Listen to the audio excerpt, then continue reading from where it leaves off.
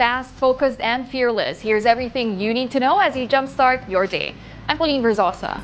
President Bongbong Marcos reiterated that the Philippines will not back down against China and other forces. He said this after the China Coast Guard harassed our troops in Hayungin Shoal last week. Despite China's latest threats, PBBM said that we will not fight back by force or intimidation. He added that the Philippines is a responsible country and the government will exercise our freedom and rights in accordance to international law. Some experts and lawmakers are calling for the invocation of the Mutual Defense Treaty with the U.S. China earlier criticized the Philippines for being a pawn to the United States of America. But the president emphasized that we are not choosing sides between the U.S. and China. Maritime security expert Ray Powell weighs in on how the Philippine government views the recent tension in the West Philippine Sea. Here's an excerpt from his interview on The Big Story. And I'm going to quote because I don't want to get it wrong.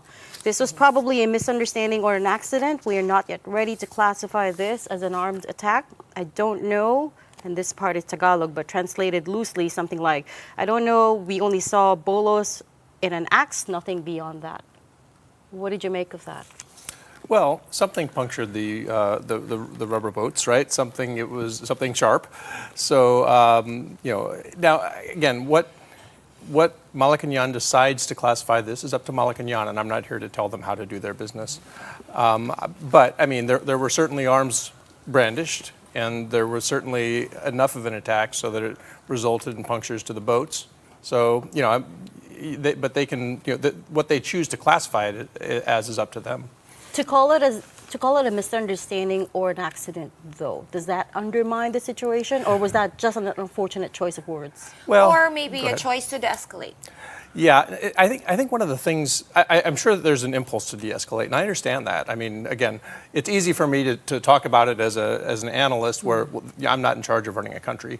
But I think it's important to remember when China looks at these situations, they look at them as opportunities to reposition it to their advantage. Correct. And we in the West will often look at it as an opportunity to de-escalate. And oftentimes, those two things come together in a very unfortunate way. Could we be possibly talking about a scenario where it's the U.S. side that wasn't ready, and therefore the Philippines had to scale back? Well, I don't know anything, so I'm not into those conversations. That would be presumptuous of me to speculate on how those decisions were made.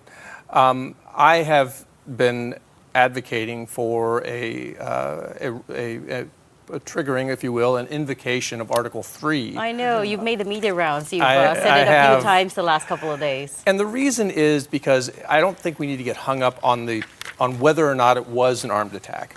Article 3 essentially says if one of the parties, in this case the Philippines, believes that its security or territorial integrity is threatened by armed attack, it can essentially seek consultations with the United States, which I think would be helpful. China has protested our claim for an extended continental shelf in the West Philippine Sea.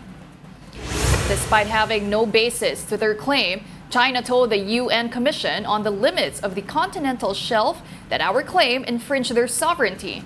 The Philippines earlier sought UN's recognition of the 200 nautical mile extended continental shelf in the West Palawan region. According to UN, a country's continental shelf is equivalent to a distance of 200 nautical miles from the baselines. Our 30-page executive summary stated the geological and tectonic data on the Palawan-Mindoro continent and the West Palawan region as the support to our claim. We'll be back with more stories after the break. Keep it here on One News.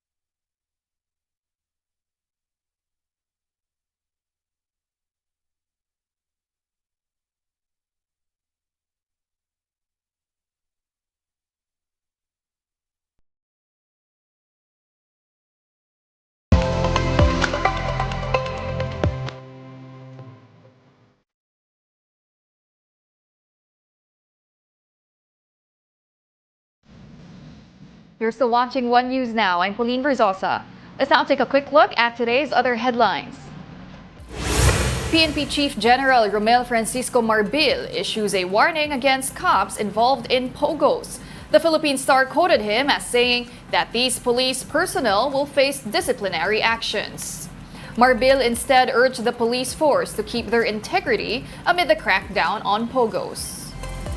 And Business World reports that infrastructure spending jumped in April. Infrastructure and other capital outlays rose to 118.9 billion pesos 2 months ago.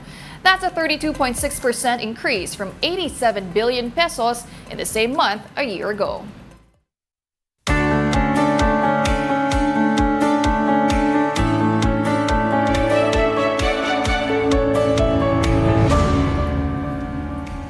A Filipino was among the over 1,000 people who died due to extreme heat during the Hajj pilgrimage in Saudi Arabia.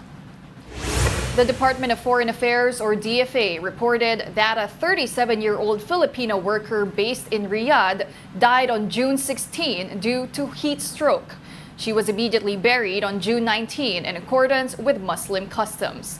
DFA has already sent a team to Saudi Arabia to assist 5,100 Filipino Muslims who made the pilgrimage this year. Saudi Arabia has yet to comment on the deaths during the Hajj pilgrimage to Mecca, which is one of the 5 pillars of Islam. Since Friday, severe flooding in Iowa, USA, has forced over 1,000 residents out of their homes. The northern part of the state is suffering with the most, with 21 counties deeply impacted. Here's the report. The river rose to historic levels that we've never seen here before, and it's hard to deal with that much water. It's a monumental undertaking. The town of Rock Valley is starting the recovery efforts after flooding in the early morning caused many residents to evacuate their homes. We were shocked by the number or amount of water that's hit us. It's been building up for about a couple weeks. Our river was very high. About 1 o'clock last night, we had a berm kind of break, and the water really started coming up, and it was raining very heavily. We got about 4 inches of rain last night. So water was pouring in from every direction, and we just couldn't keep up. Soon after the water came in, fire rescue from surrounding cities and Iowa Task Force 1 were deployed to aid in the rescue efforts. Trucks, boats, and even tractors were used to wade through the water. We did approximately 20 rescues since we've been here. Most of the water's probably to the top of most of the houses, at the top of their front doors. And most people that we evacuated were up on the second floor and we were able to get them down.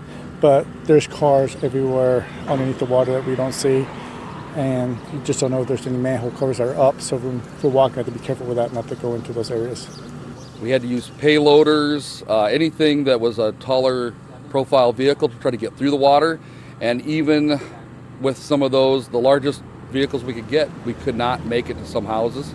In 2014, Rock Valley was hit with a flood that saw about 16 feet of water sweep through the town. In preparation, residents set out sandbags on their berm to bring it up to a foot above what they experienced a decade ago, but it was no match for the 22 feet of water that came rushing in. We got as prepared as we could. We were hoping that was going to hold it, but the level just kept going up. And when we got that much rain, it started coming in from the sides, and we just couldn't hold it.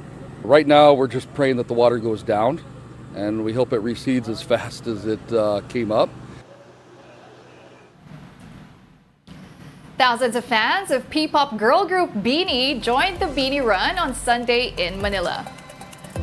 Group members led the marathon, which started from the Quirino Grandstand and looped along Rojas Boulevard. The Bini Run is part of Manila's founding anniversary celebration. It also comes ahead of Bini's first solo concert, Biniverse, happening from June 28 to June 30. And those are the top stories of the hour. Join us later at 9 a.m. as we continue to monitor the day's biggest stories. I'm Pauline Verzosa. We are One News.